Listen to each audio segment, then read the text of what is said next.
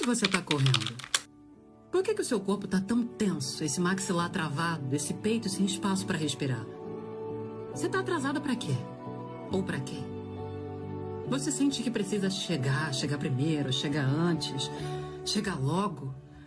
Mas no fundo, você nem sabe para onde você está indo. É como se em algum momento você tivesse entrado numa corrida que não escolheu. Você viu todo mundo correndo e resolveu correr também. Talvez você ache que se correr bastante em algum lugar, você vai encontrar alívio. Vai encontrar um descanso, uma paz, alguém, um reconhecimento. Mas tudo que você encontra é mais pressa, é mais cobrança, é mais metas.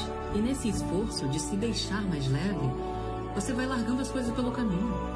A vitória nunca foi a chegada. Foi tudo que você teve coragem de não abandonar pelo caminho.